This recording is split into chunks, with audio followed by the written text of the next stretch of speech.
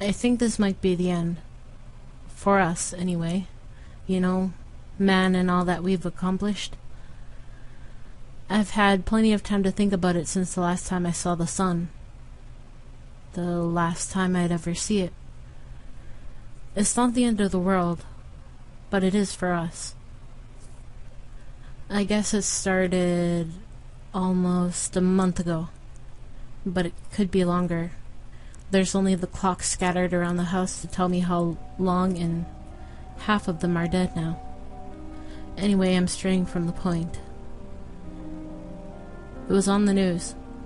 A cruise ship sank for no reason. It wasn't damaged. It was just pulled straight down. The rest of the story soon flooded in. Everything in the water was sinking. Oil rigs disappeared. People on the beach were just pulled down into the abyss.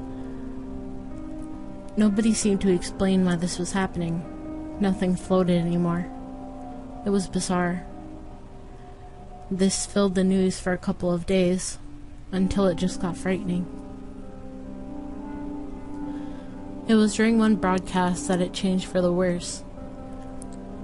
It was a report from some beach, an on-location report about this strange phenomenon. They were just recycling the same question we had all been asking for days. Suddenly, panic seemed to grip the face of the reporter. She screamed as the camera quickly tilted over. Her feet were sunk into the sand down to her shin. I remember smirking, think it was just some overly sensitive reporter messing up. But then the camera dropped. The remaining 10 seconds or so that followed showed not just the reporter sinking into the sand, but all of them. The whole media circus that had descended onto the beach to cover the same story. The reporter who was down to her shin a minute ago was now down to her chest. The shot of writhing, screaming, sinking people ended shortly as the camera was engulfed by the sand. The news stayed on for a few more days, but there was nothing to say.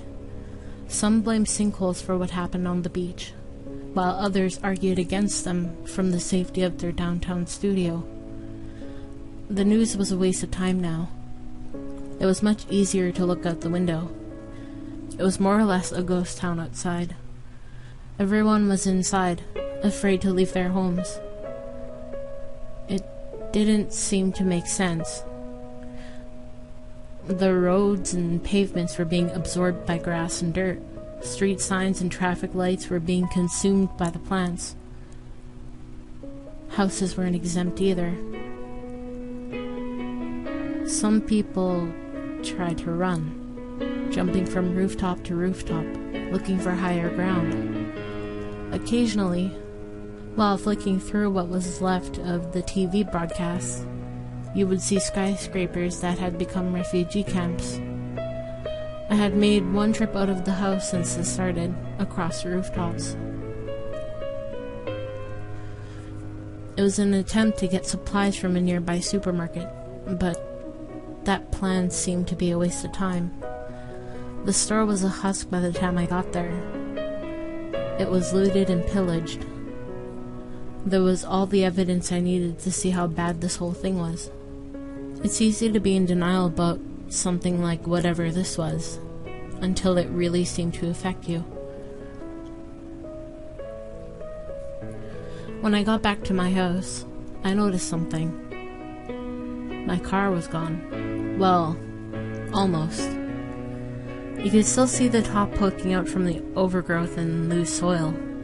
It wasn't just my car, it was all of them. Bigger vehicles were still in sight, only partially obscured, but they were going down too. A few days later, my whole bottom floor was subterranean.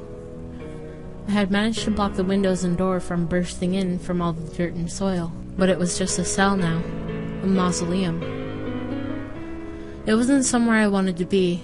I spent most of my time by an upstairs window, staring at the hostile world outside.